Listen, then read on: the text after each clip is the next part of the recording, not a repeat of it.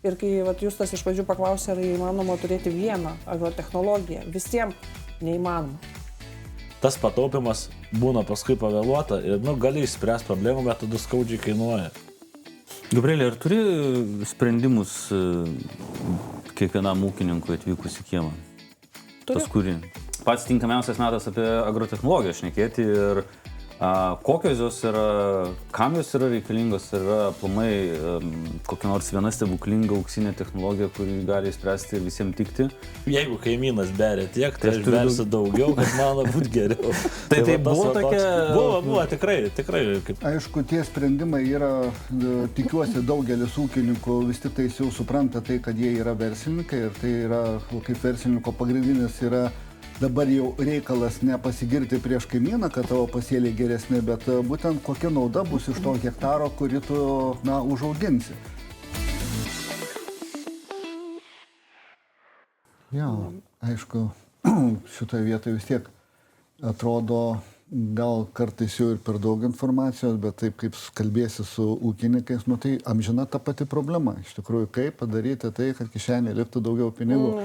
Ir tie dalykai su agronomija labai susiję, žinai. Nors, aišku, vienas dalykas taip kaip optimizuoti, o kitas dalykas kaip subalansuoti, kai dabar keičiasi vėl tokie iššūkiai. Kiekvieną kartą vis taip. Ja, tas ūkininkas yra verslininkas, bet gal tada Ne, viskas gerai. Čia, žinokit, nėra jokių nei start mygtukų, nei finish mygtukų. Pradedam natūraliai, baigiam natūraliai ir be jokių kažkokių įžangų ar finišo. Tai Gabrielė, aš jau seniai norėjau pasikviesti. Čia nors kolegė už 3 sienų ar už 2, bet vis nedrįsdavo ar nenorėdavo. Tai kažkaip pat šiam pavasariui artėjančiam tokia ir tema pakankamai, manau, patogių metų šnekėti apie agrotechnologijos. Pavasaris turbūt didžiausias yra technologinių sprendimų laikotarpis, o pavasaris, vis tiek galima sakyti, nebe už kalnų. Aš kai sulaukiu kalėdų visą laiką džiaugiuosi, kad ateina vasara, nes diena irgi atpradėjo.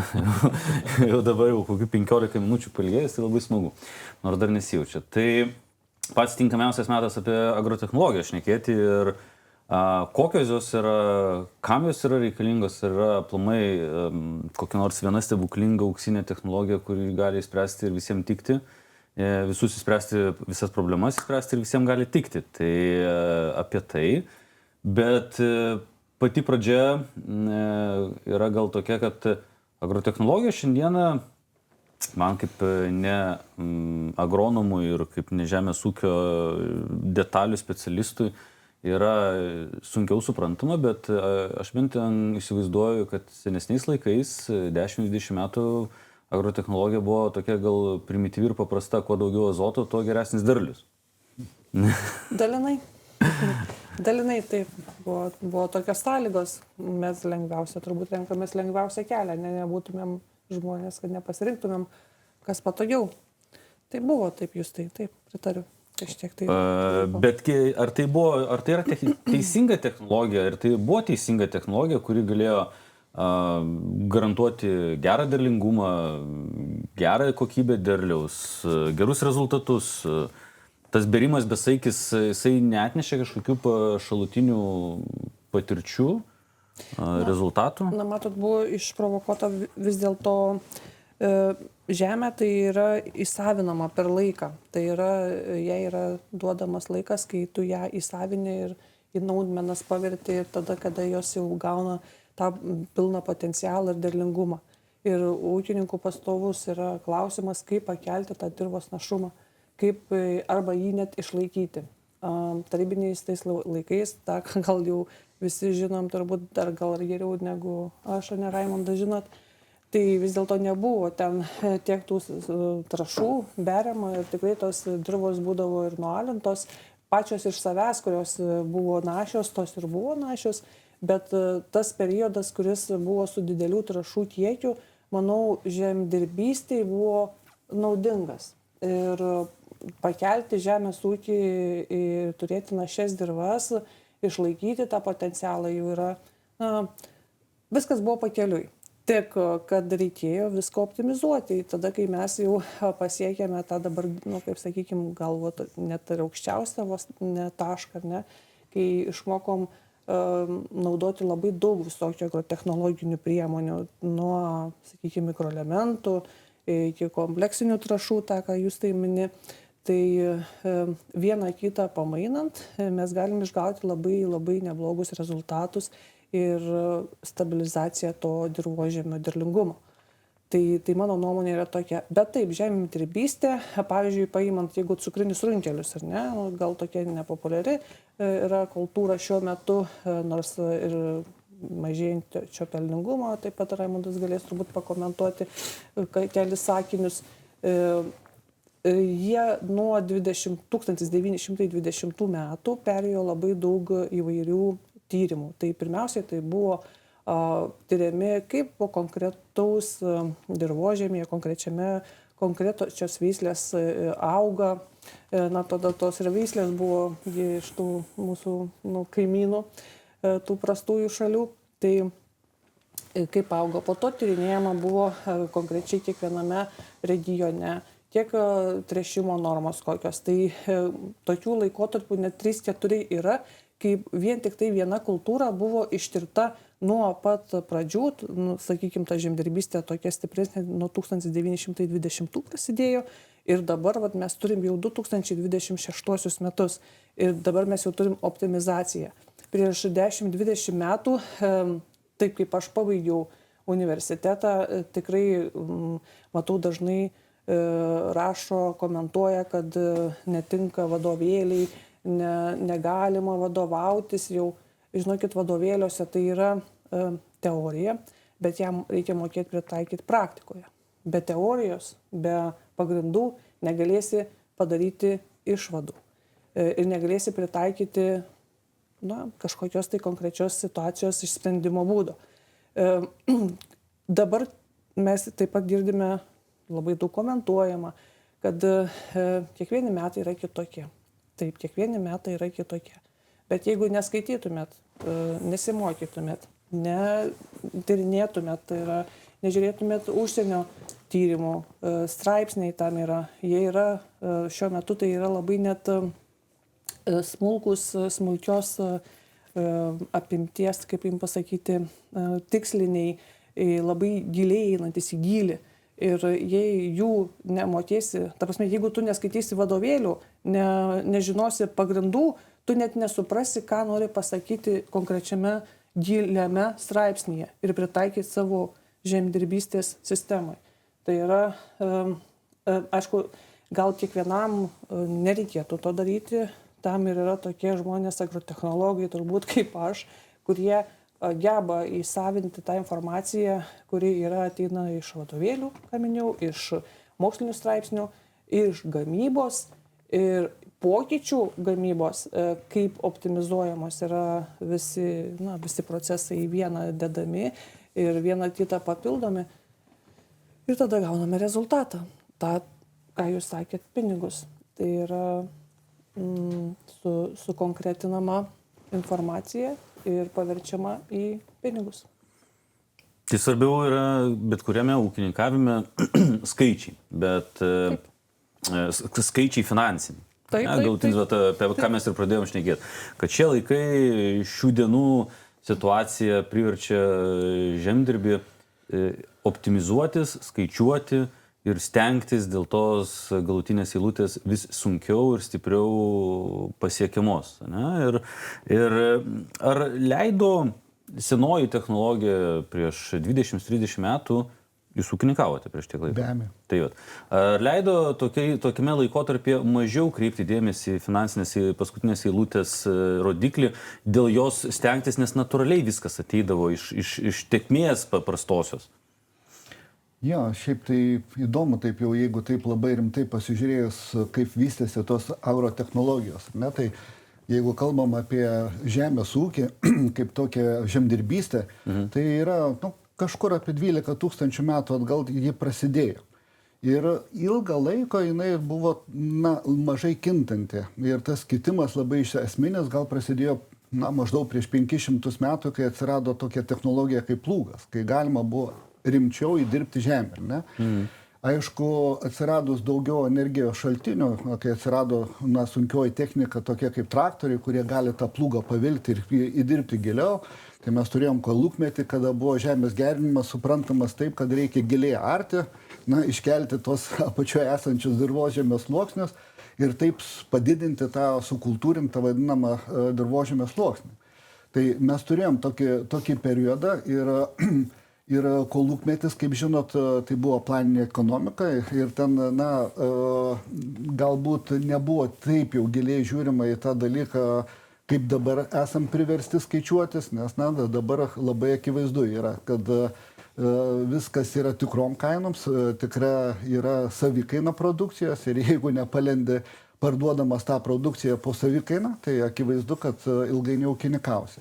Tai tas esminis skirtumas, kuris dabar mus ir verčia tada toje žemdirbystėje daryti labai didelį progresą. Lyginant su istoriniais tais laikais, mūsų progresas yra toks, kad tai, kas tiko dar prieš 10 metų, tai absoliučiai nebetinka šiemet.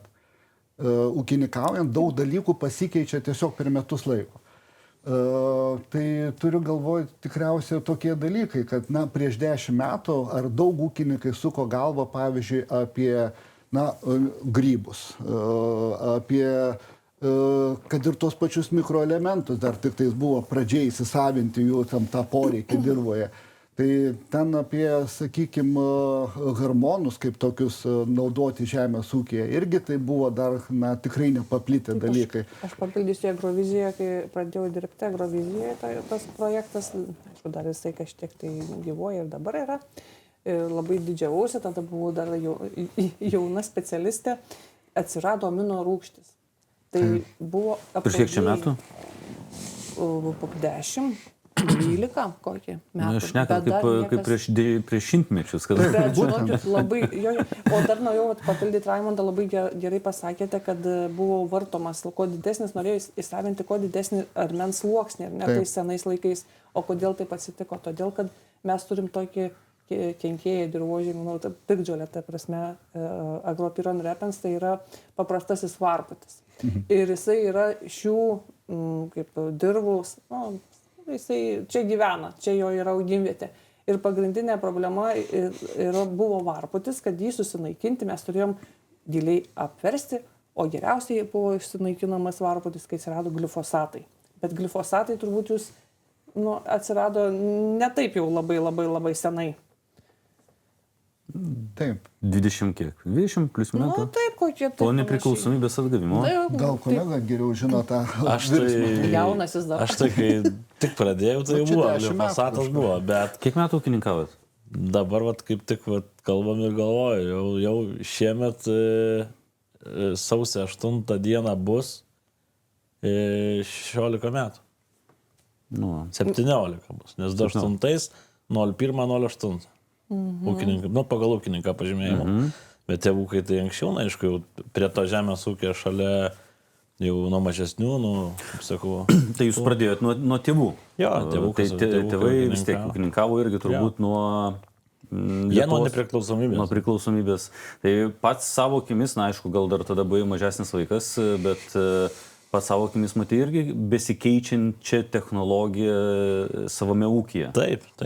Nuo ko pradėjote ir kas šiandieną? Daugiau berti ir dabar šiandieną skaičiuoti? Tas pasakymas pirma jūsų, tas anksčiau berdavo, jeigu aš beriu tiek, jeigu kaimynas beria tiek, tai aš bersiu daugiau, kad man būtų geriau. Tai buvo tokia... Buvo, tikrai, kaip sakyti, čia... Kaimynas vis laik pameluodavo. Kaimynas pameluodavo, arba ten, kaip sakyti, atvirkščiai gal kitą kartą būna, bet, bet faktas tas jau praeityje, dabar žiūri, kad kuo mažiau berti. Ar būsiu, atsiprašau, kad nutraukiu, ar būsiu irgi teisus, sakydamas, kad dar egzistuoja, čia ne technologinis dalykas, bet egzistuoja toksai kaimynų bendravimo požiūris į, jeigu jau kaimynas važiuoja į laukus, tai aš irgi turiu važiuoti, nesvarbu, kad dar sninga. Pavasarinis tas išlindimas į laukus. Dar jisai gajus toksai? Pas mus tų kaimynų Molėtų krašte nėra baisiai daug. Bejotis tai madai.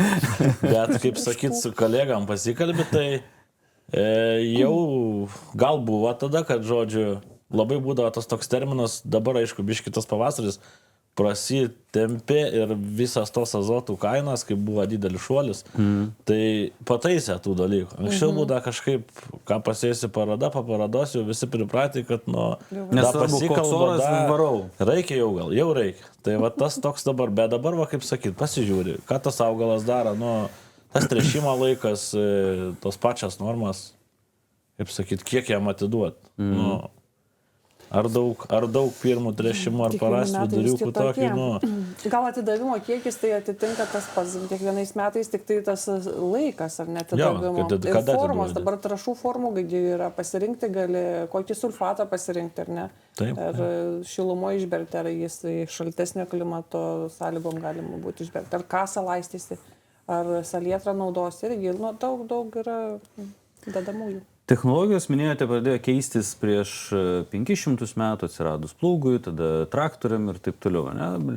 Lietuvoje technologija, agrotechnologija, didžiausią pokytį kada įgavo? Ar po nepriklausomybės, ar po įstojimo į Europos Sąjungą, kurioje mes turėjom prisitaikyti prie bendrųjų reikalavimų ir šiandieną mes turime vadovautis bendraisiais reikalavimais ir kurti Europos Sąjungoje bendrąją ekonomiką ir taip toliau. Kur buvo tas didžiausias lūžis žemės ūkio sektorėje? Jo, tas be abejo lūžis, jisai jau iš karto prasidėjo atgavus tą nepriklausomybę, nes, iš tų, kaip sakant, socialistinio lenktyniavimo laikų, kada pinigai buvo neskaičiuojamai svarbus rezultatas ir tas užsibrėžtas 5-mečio rezultatas, kurį privalu buvo bent jau popieriuje viršyti 2 kartus, tai mes nuo tos perėjom prie to vadinamo kapitalizmo, pradėjom suprasti tai, ką reikia vis tik tais pinigus skaičiuoti ir kitu atveju nesukonkuruosim, bet atsirado tas poreikis irgi dairytis į tą pačią Europos Sąjungą, į tos geresnius pavyzdžius, kaip ten gyvena žmonės, kurie jau seniau skaičiuoja tos pinigus. Ir aišku, tai, kad įstojus į Europos Sąjungą buvo reikšminga parama, reikia pripažinti ūkiam ir savo žiūrėjau duomenis, tai tuo laiku, sakykime, pradžioj, tai ūkio pajamose parama tai galėjo sudaryti virš 30%. Turiu galvoj ir tiesioginės išmokas, turiu galvoj ir investicinę paramą. Vidutiniškai metų grūdinio ūkio ar augalininkystės. Jo, tai kiek dabar yra parama Europos Sąjungos? Dabar faktas yra tas, kad augalininkystės ūkiams sunkiau gauti tą vadinamą investicinę paramą, ne čia prioritetai dedami yra ir atitinkamai ir pati išaugus gamybos apimtim, stipriai išauginom. Jeigu mes nepriklausomybės toje pradžioje, tai džiaugiamės, jeigu kviečių derlius buvo 4 tonos, tai buvo wow, tai kolūkio laikais tokių derlių neturėjom, tai vadinasi labai gerai ūkininkavom. Tai dabar tikriausiai tuose pačiuose žemėse gaunam virš 8 tonų ir tai yra standartas, normalu ir dairomės į tai, kad tikriausiai turėtumėm ir daugiau dar gauti, nes lyg ir tas reikalauja pelningumui. Bet šitam pokyčiui, aišku, ES investicijos tikrai davė daug. Vienas dalykas, kad gavom galimybę pamatyti tas kitas technologijas, nuvažiavę gyvai, pamatę, pačiupinėję.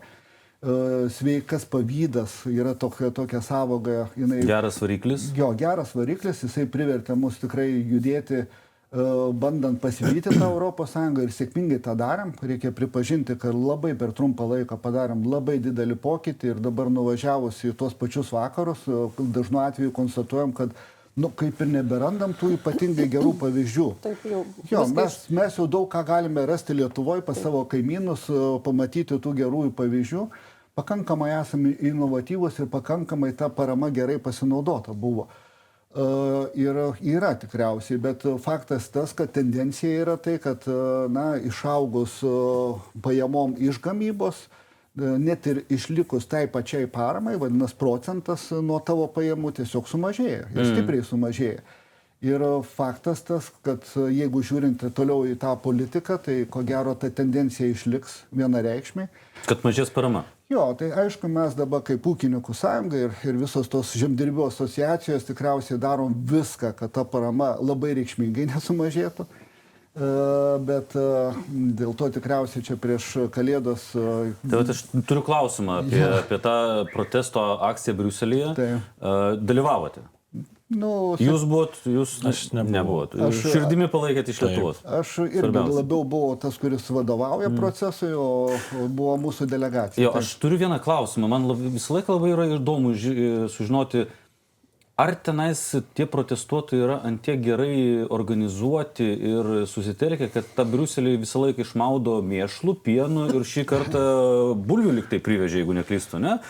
Lietuvoje, kai vyksta protestai, aš tokių dalykų nesu matęs. Pataisykit, jeigu klystu, bet tikrai nemačiau, kad pieną laistytų prie Seimo, kad mėšlo atvežtų traktorius, kratytų ant langų. Nemačiau. Tai tenais, ar tie protestuotojai yra tokie karštakošiai stipresni, ar mes santūresni lietuviai? Kur čia tiesa? Ir kaip tai vyksta? Jeigu apie protestus čia labai ilga tema galėtų būti. Bet trumpai. Bet jeigu trumpai, tai galima būtų pasakyti tai, kad protestai tai yra ta priemonė, kada bandoma atkreipti dėmesį visuomenės. Visuomenė, jeigu tuos protestus palaiko, tai automatiškai tada atsiranda tas didesnis spaudimas politikam priimti palankius sprendimus tai bendruomeniai, kuri protestavo. Ne? Tai toks vadovėlis yra. Tai problema yra, kai jūs dabar paliečiate apie tai, kas yra įprasta prancūzam, kaip jie įsivaizduoja protestą ir kaip visuomenė tą protestą toleruoja, tai ten yra normalu, nesvarbu, ar ūkininkai protestuos. Normalu ir langus daužyti, mašinas deginti. Jo, ten yra normalu, iš tikrųjų taip yra, ir tokia protesto kultūra ten priima visuomenė ir kuo daugiau šou elementų yra būtent tokių, kur sprogsta, dega ir taip toliau, tuo daugiau daro įspūdį tie, kurie filmuoja, korespondentam, ir visuomenė tą dalyką priima. Tai Lietuvoje tas dalykas absoliučiai nepriimtina būtų visuomeniai. Ir tą dalyką mes eksperimentavom, žiūrėjom, kur yra tos tolerancijos ribos ir todėl mūsų dabar protestų forma, kurią mes turėjom Lietuvoje, tai buvo ir įvardyjama tai, kad tai yra aukštojo kultūrinio lygio protestai, kuriuos organizavo. Tai buvo tikrai kažkas įspūdingo ir unikalaus. Tai čia dėl to tikrai ir viešoji auditorija turbūt džiaugiasi ūkininkų mentalitetų teisingų ir požiūrių teisingų. Bet čia esmė yra tame. Mūsų visuomenė nėra pratusi prie tokių protestų, kurie vyksta ten ir todėl mes pasirinkę buvom tokią protesto formą, kurią labiausiai palaikytų visuomenė. Ar tas protesto momentas Briuselyje, jisai šiek tiek atvėrė Europos politikam akis, kad žemdirbystė yra ant tokios balansinės ribos tarp prarajos ir tarp išgyvenimo greičiausiai ir ta tiesioginė parama ar paramos galimybės nebus radikaliai mažinamos? Žinot, iš tikrųjų dėl to dalyko tikriausiai, kaip ir sakau, tendencijos yra ir jos negali labai keistis, kad parama vis mažiau įtakos tą galutinį rezultatą, kaip pelningai ūkininkauja ūkis. Bet šitoje vietoje labiau galbūt svarbu yra tai, kad ES susidūrė su tokia politinė realybė, kada tos senosios rinkos, kaip būtent JAV rinka, jinai užsiveria. Tas pats yra Kinija, kaip labai didelė vėlgi rinka, kuri galbūt užsiveria tai pačiai ES. Ir šitoje vietoje ES, aišku, priversta ieškoti naujų rinkų. Tai mes kalbam apie tą Brexit, nusišneku apie sutartį su Pietų Amerikos valstijom. Ir tarp kitko yra ir daugiau tų pakeltų sutarčių, kur noras plėsti tas rinkas, jinai tiesiog aktuali yra neišvengiamai. Bet kur yra tik tais problema, tai kad konkrečiai žemės ūkis yra labai reguliuojamas politikų. Europos Sąjungos. Jo, taip, būtent. O ES politikai turi tą kryptį, būti pavyzdžių visam pasauliui, būtent kaip padaryti gamybą netaršią ir nedaryti poveikio aplinkai. Ne?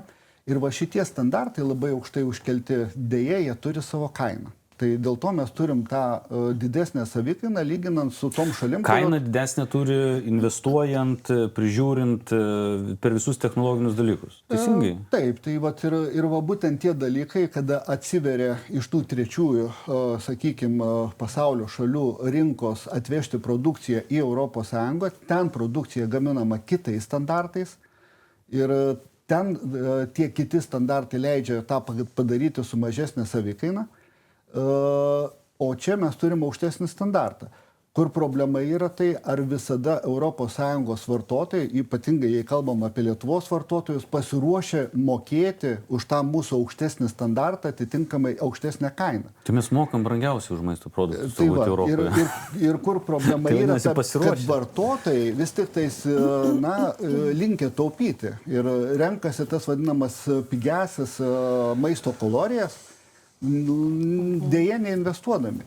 Ir mes, jeigu dabar aš labai išsiplečiau, bet iš tikrųjų tai dabar, jeigu kalbam apie pačias tas tendencijas, tai mes turėjom tokį pavyzdį Lietuvoje didžiausio ekologinio ūkio, kuriam nepavyko, kaip žinom, ar ne?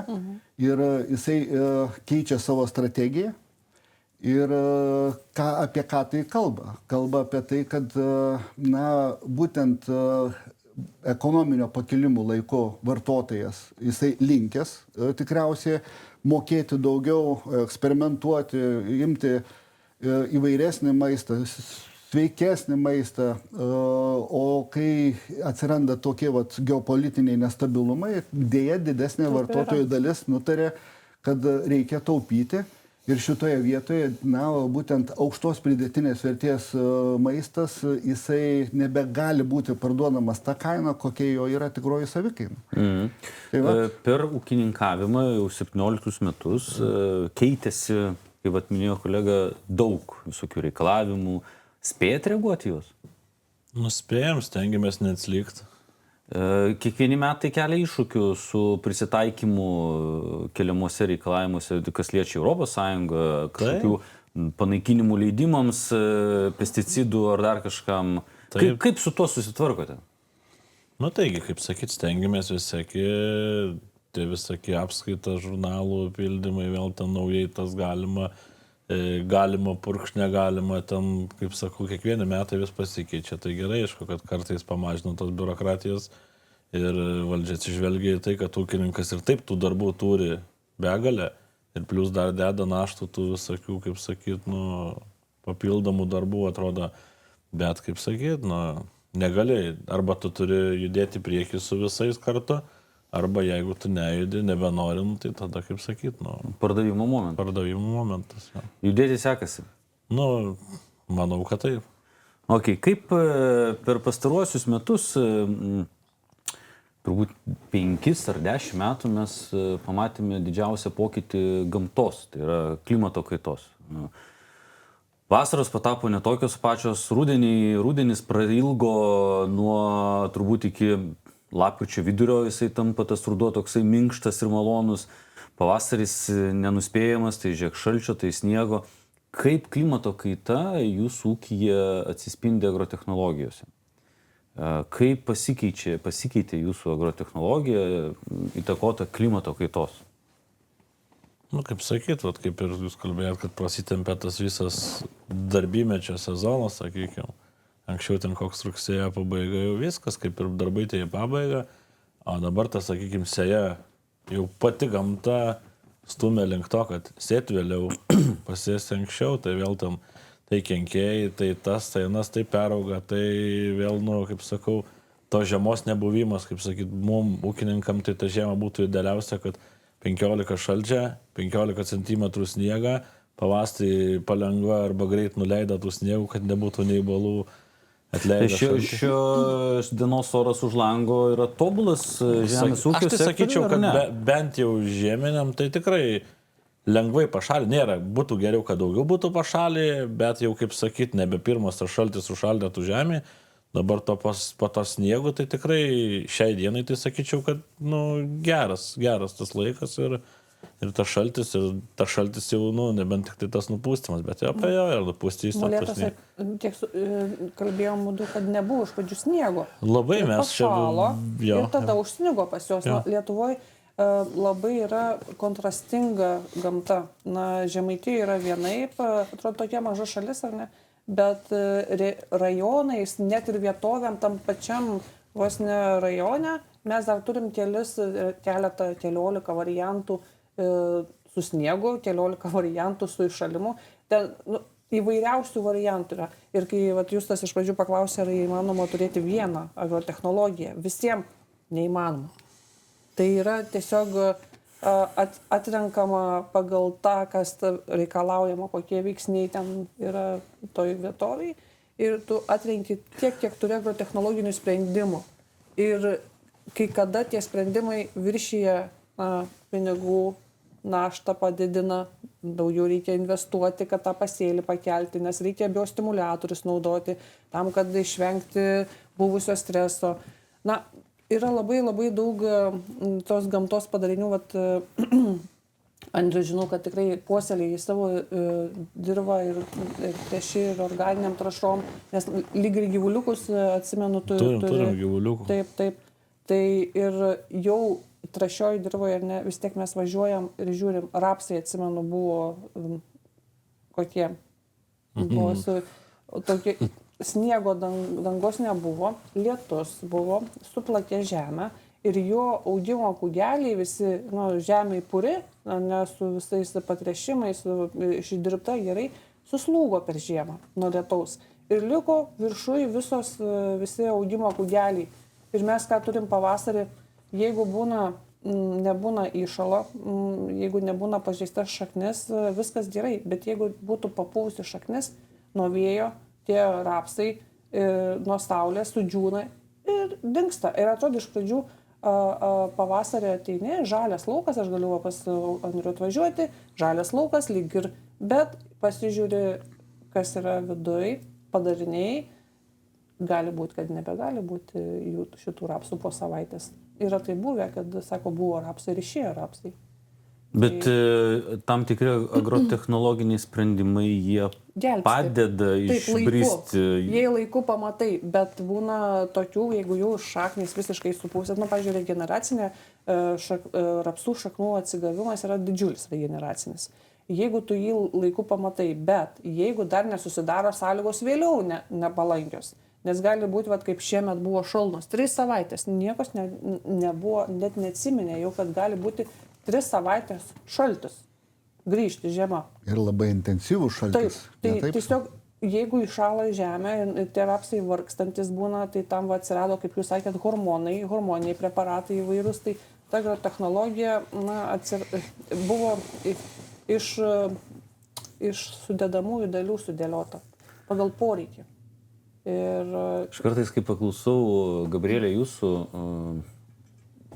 terminų, pasiūlymų, prekių, asortimento, man atrodo, kad mes dirbame aukštųjų technologijų srityje, o ne kaip visiems įprasta suprasti žemdirbystę, tai yra užariau, suariau, pasėjau, pabėriau, nupjoviau. Bet taip nėra. Ir šiandieną tai yra aukštųjų technologijų mokslas iš principo, kuris yra individualizuotas turbūt į kiekvieną kiemą. Ir kas vienam kieme yra įmanoma, kitam kieme gali būti klaida ir netiesa. Tai neapsigaukime visi, kad žemdirbystė tai yra lengvas pasivaikščiojimas po pievą. Gink Dieve. Jo, čia šitoje vietoje irgi norėčiau iš savo pusės, iš savo varpinės pasakyti tai, kad mes turėjom net ir žemės ūkio ministrą, kuris turėjo tokią nuomonę, kad žemės ūkis yra ne raketų mokslas. Tai būtent dėl to, bet tas žemės ūkio ministras nebuvo ūkininkas. Jo, būtent dėl to, kad tai nebuvo pats sėkmingiausias žemės ūkio ministras, tikriausiai taip reikėtų sakyti. Ir ką noriu pasakyti, kad būtent yra šių dienų problema tikriausiai, kad žemės ūkis kaip verslas yra stipriai reguliuojamas politikų. Ir tas reguliavimas nebūtinai yra labai atitinkantis šių laikų technologiją, šių laikų dvasią ir galbūt kai kuriuose vietose yra labai stipriai perspaudžiama. Ir netgi geros technologijos, kurios turėtų perspektyvą, būtent dėl to, kad, na, kaip ir anais dar apie kolūkio laikus ir Chruščiovą tikriausiai žino tokį, kuris labai sėkmingai bandė įdiegti visos Sovietų Sąjungos teritorijai kukurūzus, ne, ir tame tarpe Lietuvoje. Ir po to kukurūzai buvo jau kaip keiksmažodis. Tai dabar ką noriu pasakyti. Na, pavyzdžiui, turim neraminę technologiją, į kurią dedamas akcentas. Viskas gerai. Didelis akcentas tam pačiam ekologiniam ūkininkavimui. Viskas yra gerai. Bet jeigu tam dalykui daro politikai perspaudimą, tada gaunasi tokie dalykai, kada ūkininkas įsigyja, pavyzdžiui, neraminės technologijos tą siejamąją, ir jisai prisima didžiulius įsipareigojimus, na, sakykime, atsisakydamas to paties žymėto kuro pirmiausia, po to įsipareigojimai tai, kad tą technologiją naudos, jeigu gavo tą paramą, jisai atitinkamai prisima tos įsipareigojimus, kurie yra didesni negu tos technologijos sukuriama nauda kai kuriais atvejais. Ne kiekvienam ūkininkui pagal jo dirvos struktūrą, tai vienas dalykas. Antras, dar svarbesnis dalykas, tikriausiai šita technologija reikalauja atitinkamų žinių. Ir jeigu vartotojas nėra pasiruošęs tą technologiją įsisavinti, jisai be abejo patiria didelių nuostolių.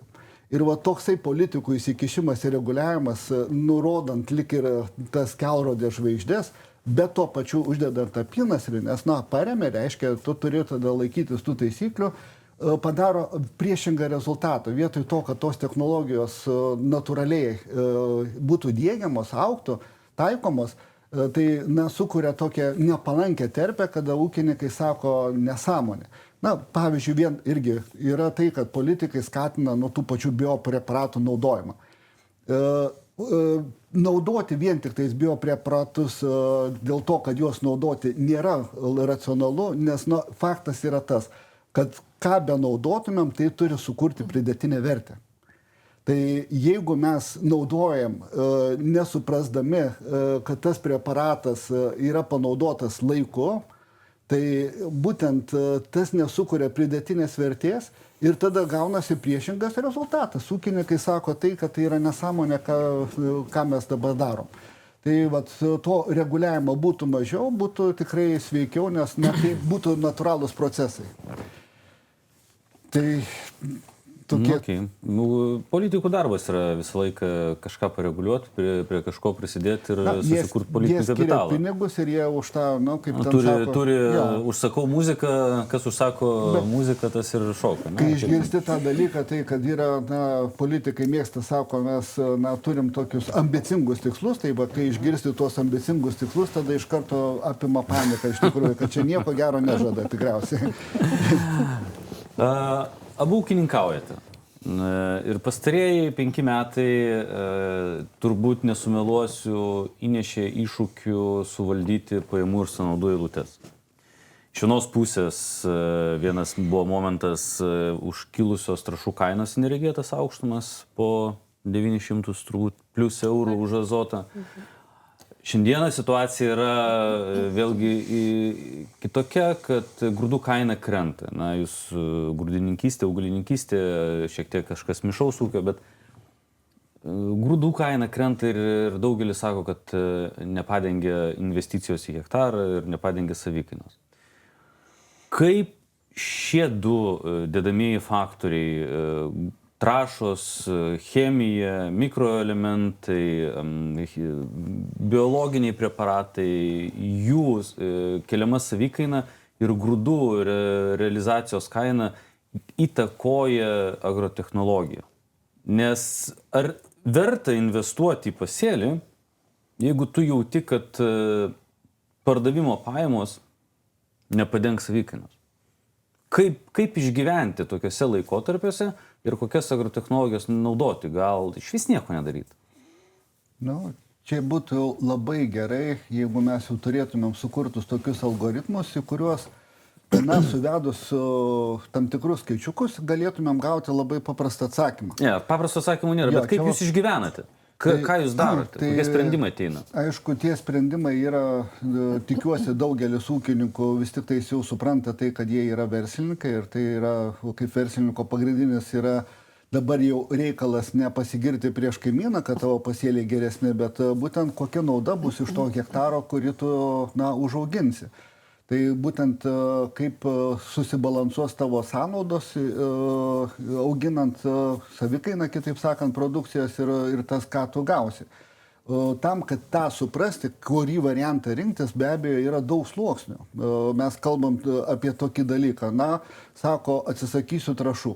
Akivaizdu, jeigu tu atsisakai trąšų, lik ir tu tampi kaip ir beveik ekologinis ūkis, tavo derlingumas bus labai menkas ir tu negausi ekologinių tų išmokų, akivaizdu, vis tiek nesubalansuosi, nes tavo toje auginimo savikainoje yra žemės dirbimas, tenais visa kita technologinė dalis, vis tiek jinai yra kažkokia turite savikainą.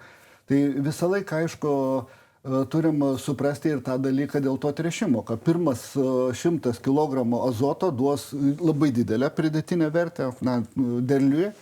Ir tuo tarpu, jeigu imsime jau 3, 4, 100 kg to salietro, sakykime, liaudiškai, ar ne, tai palaipsniui mažės, o pasiekus, jeigu veikliaja medžiaga tenais 200-250 kg, gali būti netgi priešingas rezultatas, kada derlius netgi sumažės.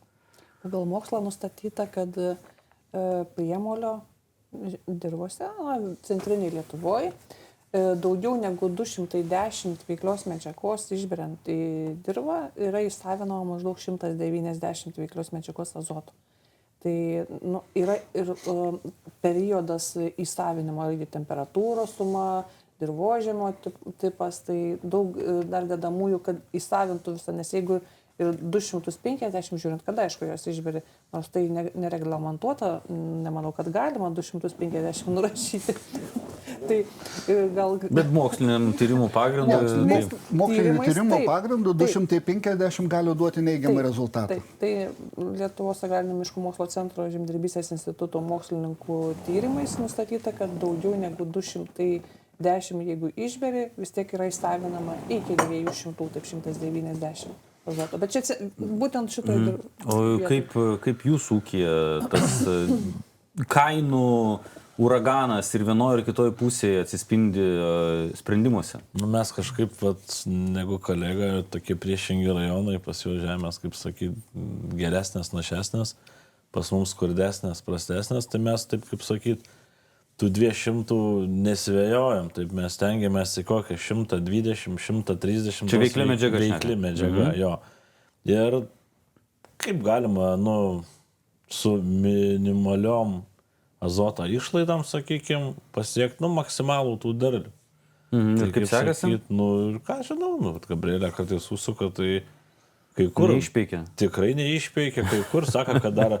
Būtų gerai ten koks 100 išmes, bet sakau, nėra, jau suplanuota tiek, kiek suplanuota, ir būtų gerai, aišku, kaip sakyt, bet Bet tas būtų gerai, tai yra kaip čia, pojūčio įtakotas toks jausmas, ar finansiškai būtų gerai, iš kur tas būtų gerai ateina pas jūs, ar pas Gabrielę, nes, aš irgi sakyčiau, būtų gerai man nusipirkti kažką tokio, bet ar man tai atneš finansinės naudos, tai greičiausiai ne, tai čia apie tai.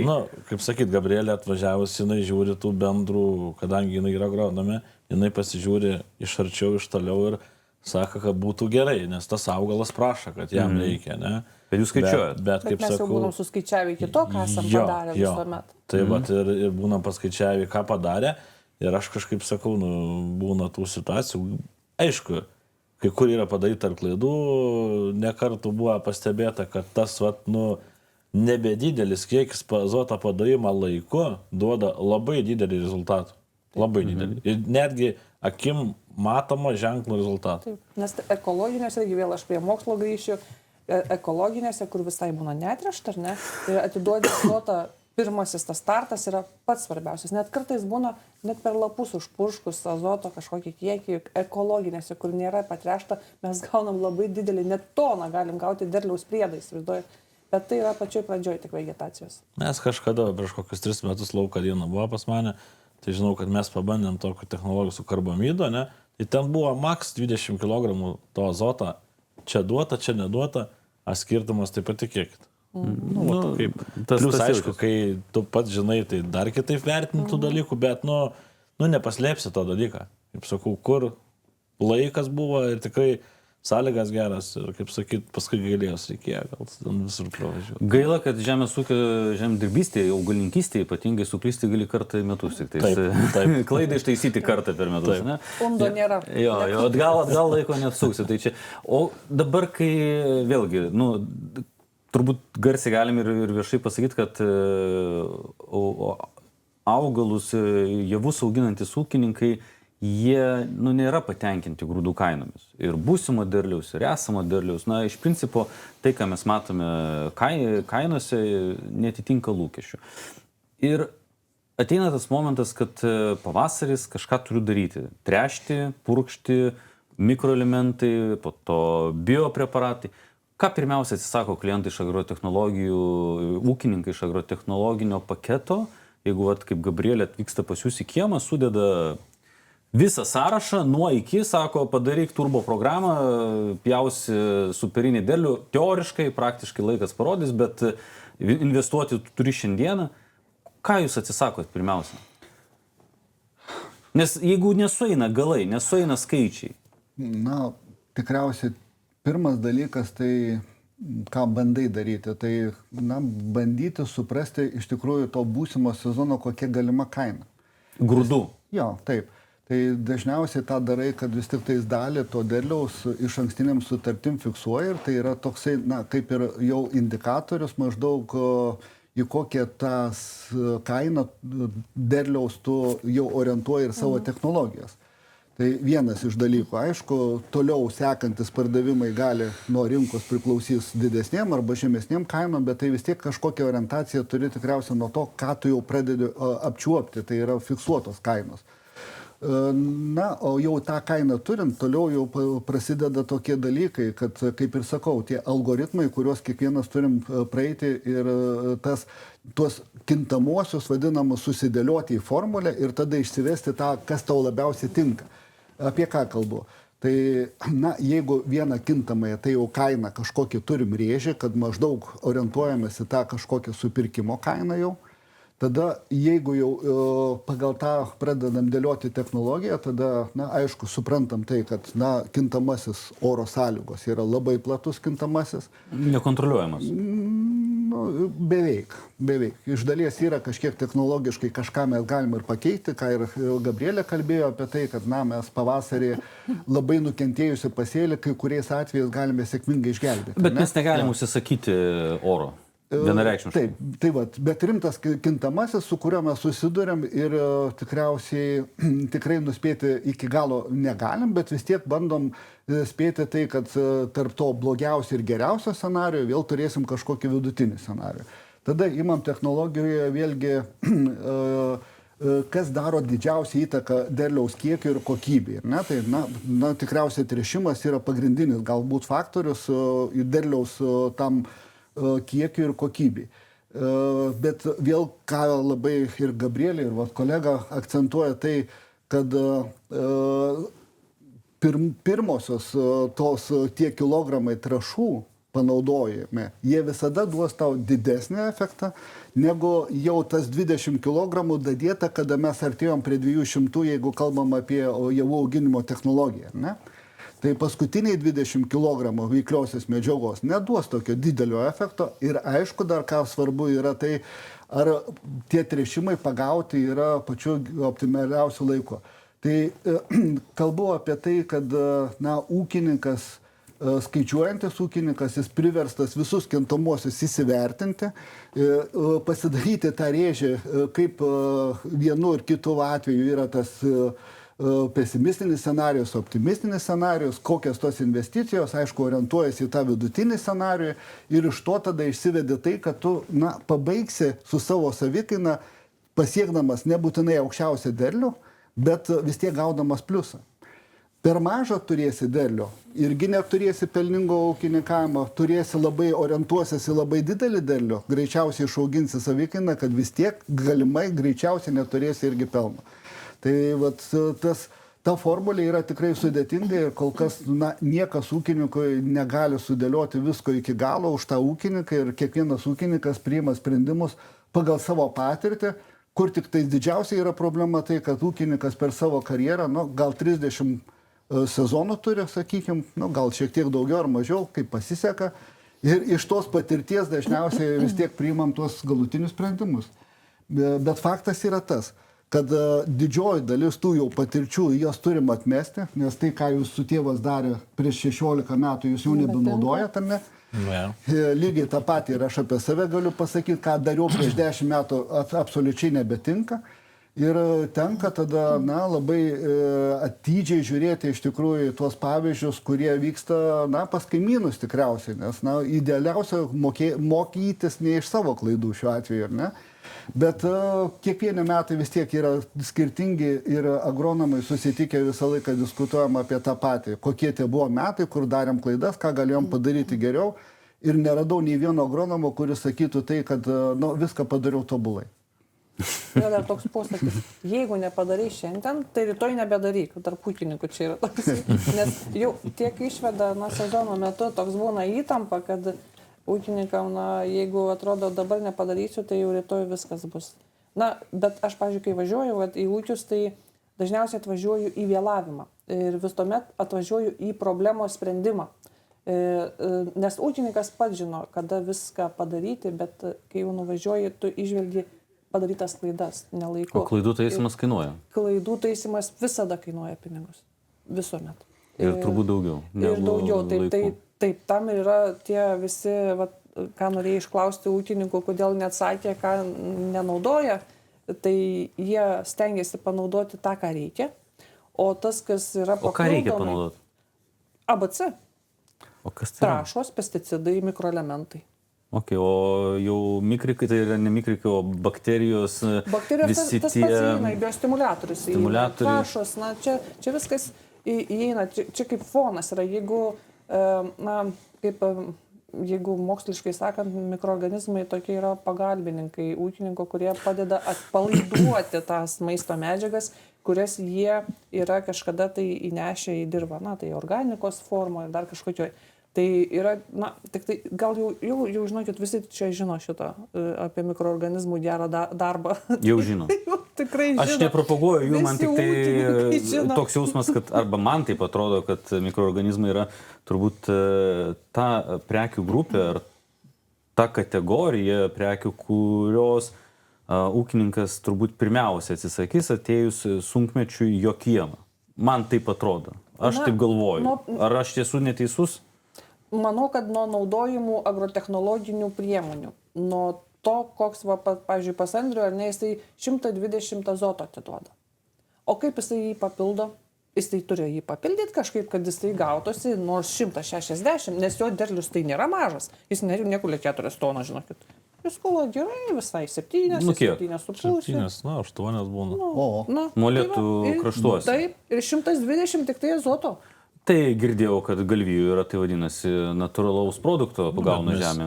Taip kaip sakytas produktas irgi įsineša darbą, reikia susirinkti, reikia susivežti. Tai čia jau pridėtinė vertė, kaip sakyt, gal toj vietoje iš tų tonų gal biškį reikia paimti, tai, bet kaip sakytas ūkininkas, kuris tų žemę myli, prižiūri, tai kaip aš sakau, pasižiūri iš mūsų to kampo, ne?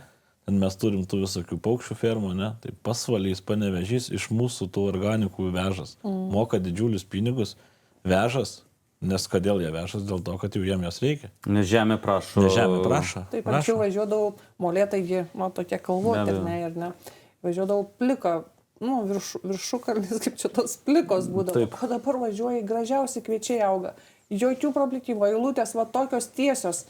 Pro kurias ten vietas molėtų reikia važiuoti pamatyti tokius, nes aš ten važiuoju, bet... Tai čia ta vadinama betonkė, Vilnius Utena.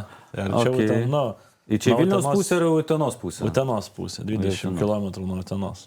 Taip, tai tikrai gražus laukai, nieko nesiskiriantis nuo centrinės Lietuvos. Ten, toj pusėje.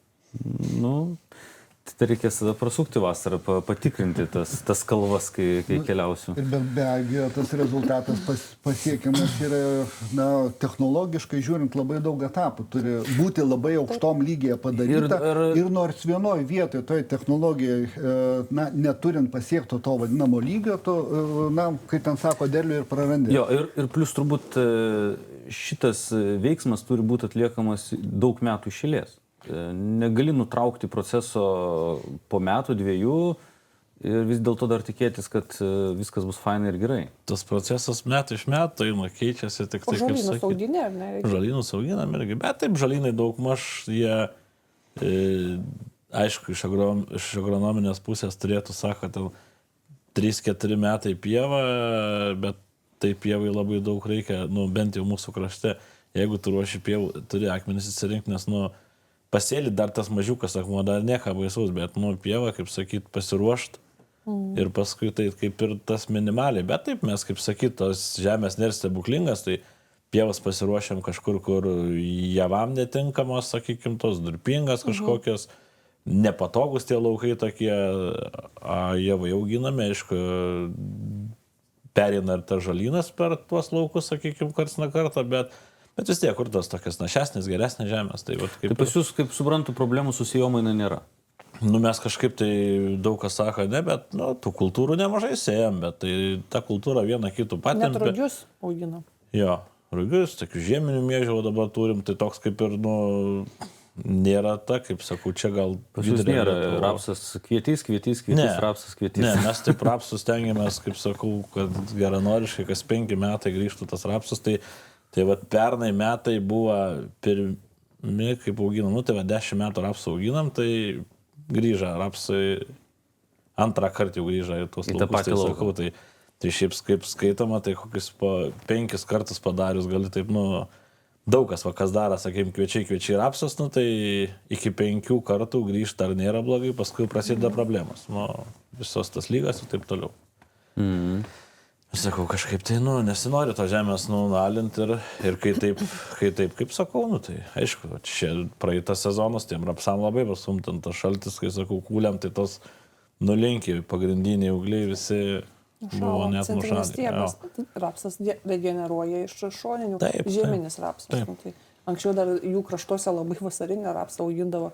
Tai dabar jau, ačiū Dievui, jau jo ten... Vasarinio rapso pasėlių plotas per visą Lietuvą siekia ten apie 5-7 tūkstančius hektarų, man atrodo, tai absoliutus niekas. Taip. Sojų pupelių šiemet Lietuva turėjo turbūt apie 2-3 tūkstančius hektarų, tai apie ką mes... Tai irgi buvo nepalankus metai. Absoliučiai. Tikėjomės daug, gavome nelabai. Ką jums sukelia, kokias emocijas, nuotaikas toks terminas cebamas?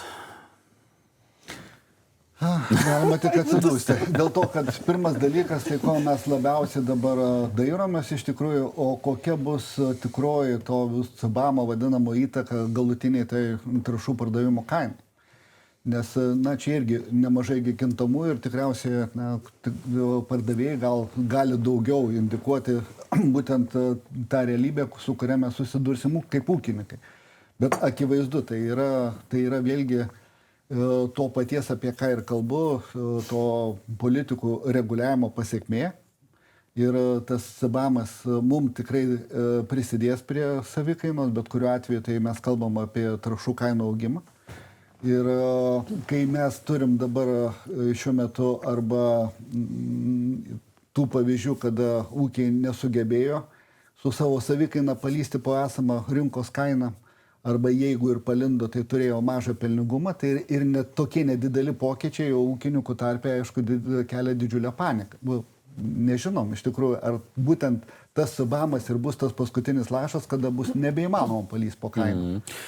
Auginiai galvijus, turi mėšlo, ne? Tai tau tokie pokyčiai cebamo šiek tiek tas natūralus produktas amortizuoja tos iššūkius keliamus ES ar politinius keliamus iššūkius, nes mėšlo savikaina, jinai iš principo plius minus turbūt išliks ta pati, ar cebamas bus ar nebus? Tai manau, kad taip, ne tik tai, kaip sakyt, kas turi, tai tiem gerai, bet taip, kaip sakyt, dabar šiai dienai tau gyvulininkystė tikrai nėra, daug kas atsisakė jos, bet šiai dienai, kaip ir nėra ten labai jau blogas reikalas, aišku, pririštas tas žmogus, bet, Pienas ar mėsa? Mėsa, bet tai, kaip sakyt, žingsnį priekį, mėsos supirkimo kainos tikrai dabar šoktelį aukščiau, tai, ką žinau, tas tokia, ūkininkavimo, tokia, sakau, šaka, čia taip greit kviečius pasėjai pavasarį, rudenį nukūliai.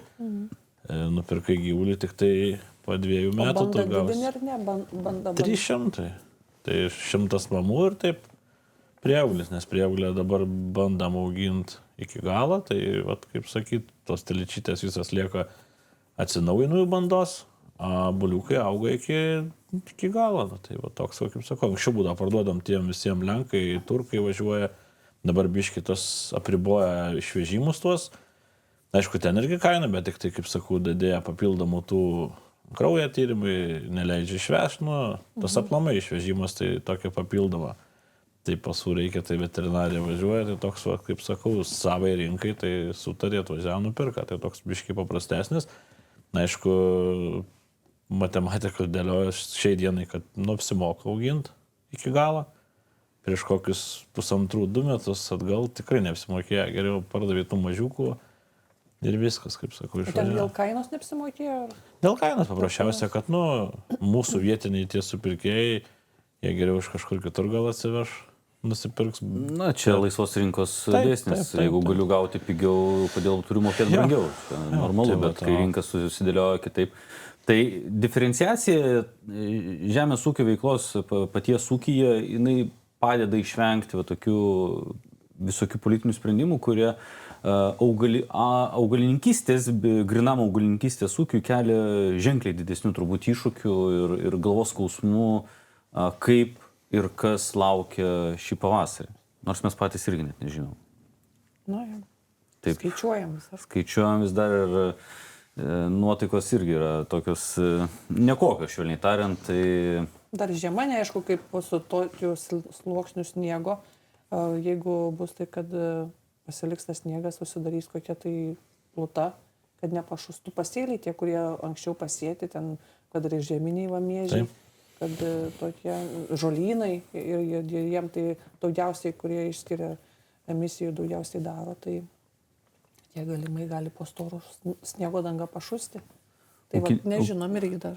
Ūkininkaujate daugelį metų, prie jūsų jau pasikeitė ne viena agrotechnologija, ne vieni sprendimai ir geležies požiūrių, ir produktų požiūrių. Kas mūsų laukia po 10 metų, po 5 metų? Kokia ateitis laukia jūsų ūkių? Nesmeniškai, bet agrotechnologinių požiūrių. Į kurią pusę nueisite?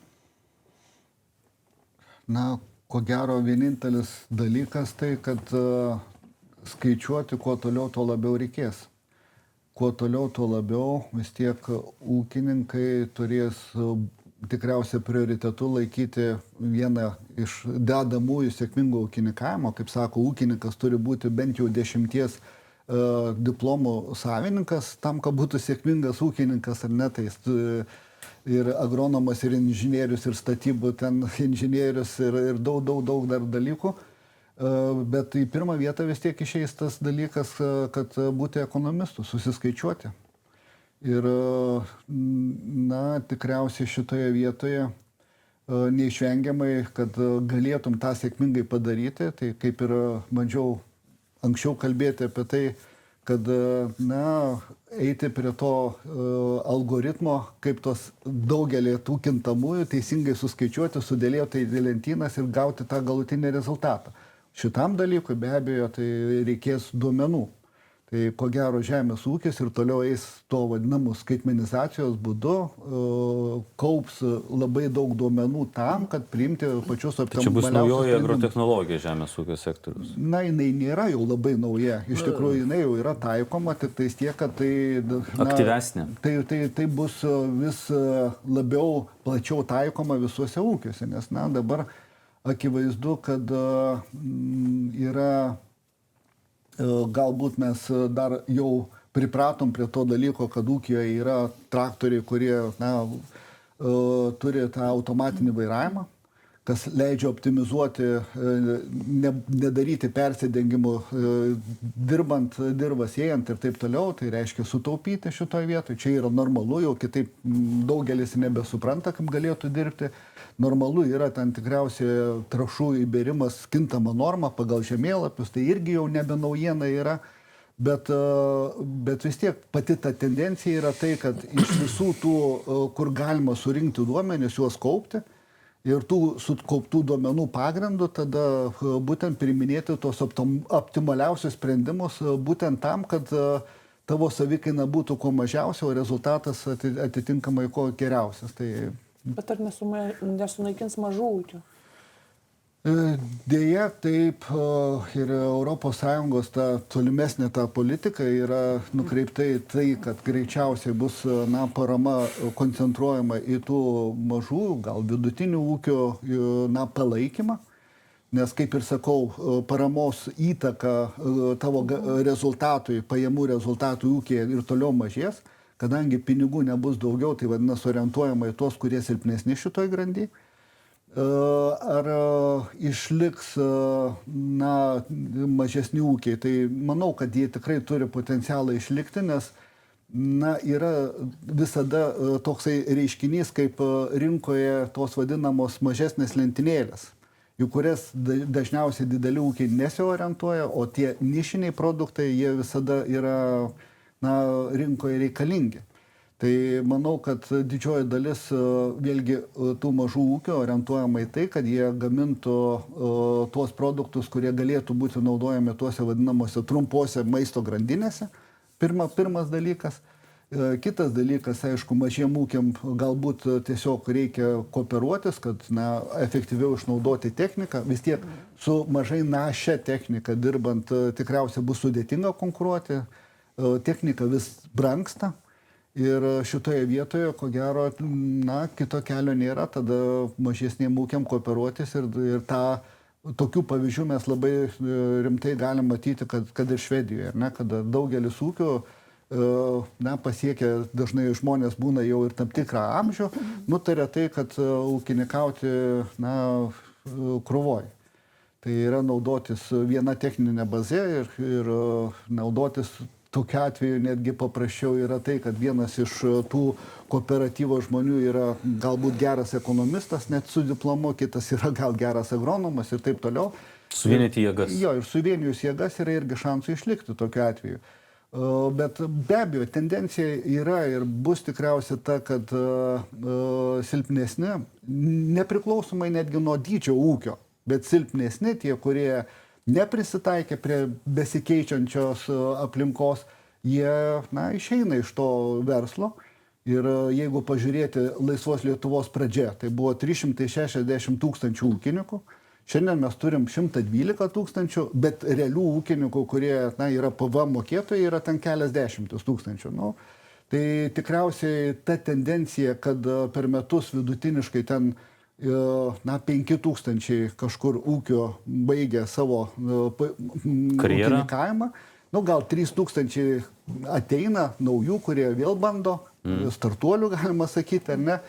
Ir vis tiek mes turime tą minusinį balansą, vadinasi, ta tendencija, kad ūkių mažės, jinai tikriausiai išliks. Tai politikos tikslas yra tą suvaldyti, kad tai nebūtų tokios katastrofos, pavyzdžiui, kaip su pieno ūkiais 23 metų pieno krizė.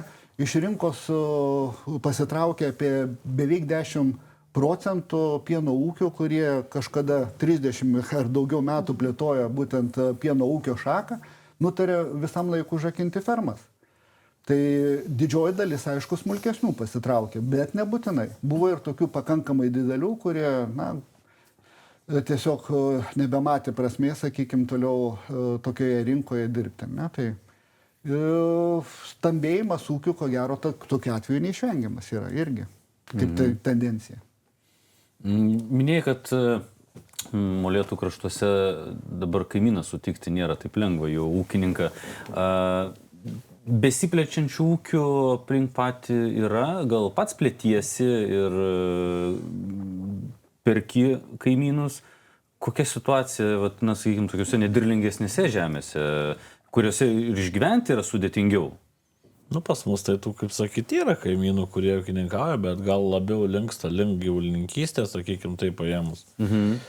Tų naujų praktiškai, kas ateina, tai daržininkai kažkokie jauna parašo projektėlį, tai su uogam, su kažkuo, bet plėstis labai pernelyg, tai riboja pasumtų vandens telkinių ežerai aplink, jau kažkaip ir nebesinori, nebėra kur ir nebesinori to, kažkaip pasilieki tų plotų, pripratęs ir tai dar, kaip sakyt, vat, šių praeitų metų ta tokia tendencija, tai tų augalininkystės mano ūkio dalį biškį pasiaurins ir tokių suformuos labiau apie ūkį, kurie artimesni, geresni laukai. Tuos tokius ant klaustuką lauks, kur nutoli, tai stengsimės gal susėsim žolę, nu, kad biškį, nes, nu, šiaip ta kaina tikrai nedžiugina. Tai, vat, kaip sakau, gal biškį šiek tiek pamažės tie laukai, bet tas, kaip sakau, vidurkis biškį kils ir aukščiau tų bendrų, nes, nu, tie, kaip sakau, nutolę laukai visą laiką, jie mažiau priežiūros gauna, žvėrys kažkokie, nes, nu, mes taip, kaip sakyt, ant krašte daugiau dirbam to žemės, tai mums labiau tie žvėrys įskriaudžia, kai sakau. Bet jūs žvėris, ne šliužai, šliužūnos net. Šliužų pas mus nėra, bet pas mus, nu, taip, kaip sakau, tų žvėrių. Žvėris tai vilkai? Meškos. Ne. Nu, tai šernai, elniai, taip toliau, nu, tai vis tiek, kaip sakau, dideliam plotė, tai ten keli šernai tai nepadarys tokios didelės žalos, kaip, sakykime, kažkur nutolis laukelis ten atvažiuoja, pasižiūri, kaip ir yra, atvažiuoja kult, jau nebėra. Pas mus centriniai Lietuvoje tai po 20 gaujos šernų. Taip, nu tai yra pas mus, sakau, bet kaip sakau, centrinė Lietuvoje tai važiuoja tų javų jūra, ne? Pas mus užvažiuoja, nu nėra, taip, nu sakykime, čia prie mūsų. Ežerų jūra. Ežerų jūra, sakykime, daugiau tų ežerų, miškų, sakykime, nu aišku, yra tų smulkinamų laukų dar po šiai dienai, kaip sakau, nu bet kaip mintis, sakau, ta tokia, kad, na, kažkiek tai ten minimaliai kažkur tai prasiplėsti labai nebėra kur, nes, nu, kas dirba savą, tai dar dirba, o taip jau, kaip sakau, perspektyvoje, nu, tai kažkur išlenda, tai... O kokie laukia ūkio technologiniuose sprendimuose ateitis jūsų ūkio?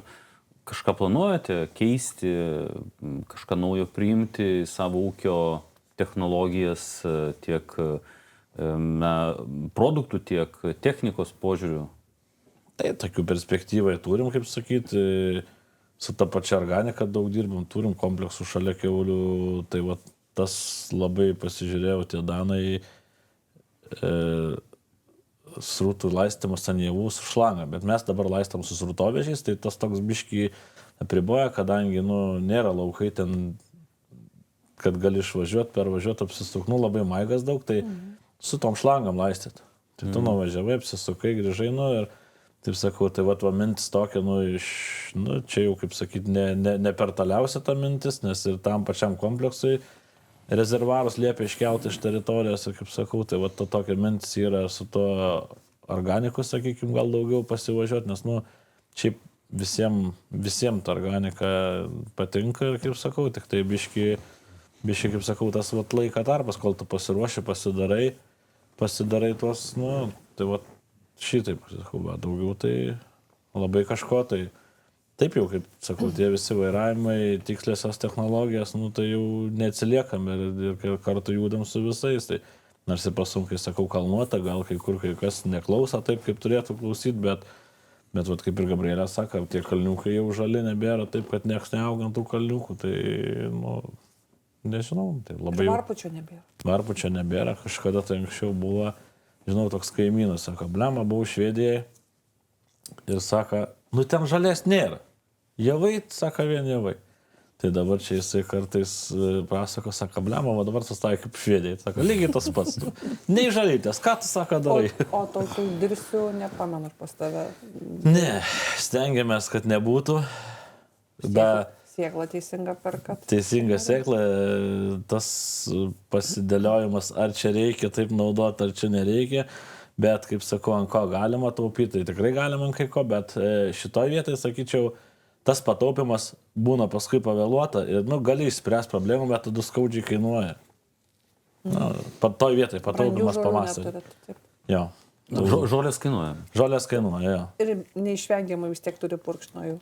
Taip. Ir jeigu, kaip sakyti, jeigu tu nenusipirksi, nepadarysi pavasarį to pilnavertiškai to darbo, paskui pamatysi, kad jau, arba jau bus nebedarysi, bet tai tada vėl turėsi, kiek tu iki tolai pasiekiai, tai vėl prisiauginsi dar dešimtmečiui to, ko nenorėtum turėti. Į tos kraštus, kai nuvažiuoju, tai būna herbariumas. Į Žemaitijoje tai būna herbariumas į tą pusę, ten irgi įsavinamas žemės, kai kurios yra. ir vat, Molėtai, Švenčionys ten labai daug yra miško augalų, tie atėję, kaip dar nesegetalinė flora vadinama, o ruderalinė, tai reikia sutvarkyti ir šitą, bet jau baigiama, ne, Andriau, sutvarkyti. Gabrielė, ar turi sprendimus kiekvienam ūkininkui atvykus į kiemą? Turiu. Pas kurį? Ta, ką mes, kadangi mes Linas Agro, ne, tai viską turiu, visus įrankius. Jautiesi galinti išspręsti kiekvieną problemą? Taip, tik aišku, gerai jausis taip, aš nesugebu. Visą laiką pinigai, žinai, jeigu neturi pinigų, tai turbūt ir to sprendimo nepadarysi. Tai aš irgi... Bet pasiūlyti visą laiką turi? Taip, turiu. Nu super, tai kas norėsit sprendimų, kreipytės pas Gabrielę, rasit atsakymus į visus rūpimus klausimus susijusius su agrotechnologijom, o aš pagrindinai tai įsinešu žinutę, kad reikia ir ateityje reikės tik tai dar labiau skaičiuoti, kad pavyktų išgyventi, uždirbti ir investuoti. Nes be investavimo, nesižvelgiant į ką, į techniką, į technologijas ir visą kitą, be investavimo nebus jokios ateities ir jokios prasmės. Tai ačiū už skirtą laiką, ačiū už žinias ir sėkmės jums darbuose ir laukiant pavasario. Sutiksime sekantį kartą. Viso. Tai dėkui jums už skirtą laiką. Baisu buvo. Ne. Nesimušau. Gal kuklumu nepasižymėjau šitoje vietoje, bet man tai jau problema yra.